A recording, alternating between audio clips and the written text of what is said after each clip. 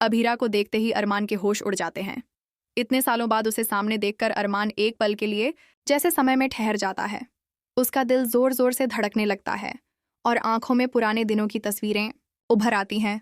वहीं दूसरी ओर अभीरा अंशुमान की दोस्ती पाकर काफी खुश होती है, लेकिन जैसे ही उसकी नज़र अरमान पर पड़ती है उसके कदम वहीं थम जाते हैं। उसे समझ नहीं आता कि क्या करे। उसका मन कहता है कि अरमान से जाकर बात करे, लेकिन दिमाग डरता है। इतने सालों बाद लौटने वाला अरमान शायद अब भी उससे नाराज हो, लेकिन फिर अरमान खुद अपने कदम बढ़ाता है और धीरे धीरे अभीरा के पास पहुंचता है। दोनों की आंखें एक दूसरे से टकराती हैं और जैसे उनके बीच बीते सालों की सारी दूरियां मिट जाती हैं। एक भावुक क्षण में अरमान और अभीरा एक दूसरे को गले लगा लेते हैं।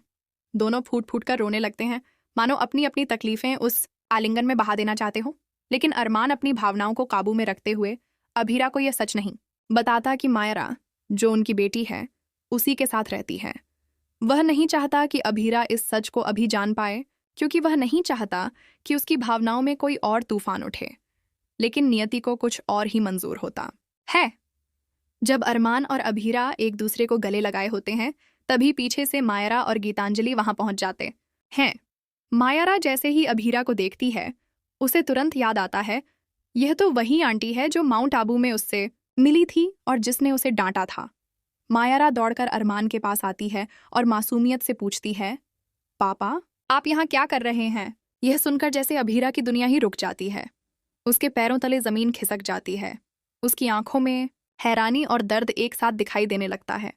उसे समझ नहीं आता कि वह रोए या चिल्लाए, क्योंकि जिस बेटी को वह सालों से ढूंढ रही थी, वह इतने करीब होकर भी उसके पास नहीं थी। अब कहानी एक बहुत बड़ा मोड़ लेने वाली है। क्या मायरा को पता चलेगा कि अभीरा ही उसकी असली माँ है? क्या अरमान अब भी यह सच छुपा पाएगा? क्या इस मुलाकात से फिर जुड़ पाएंगे बिछड़े रिश्ते? जानने के लिए जुड़े रहिए हमारे चैनल से।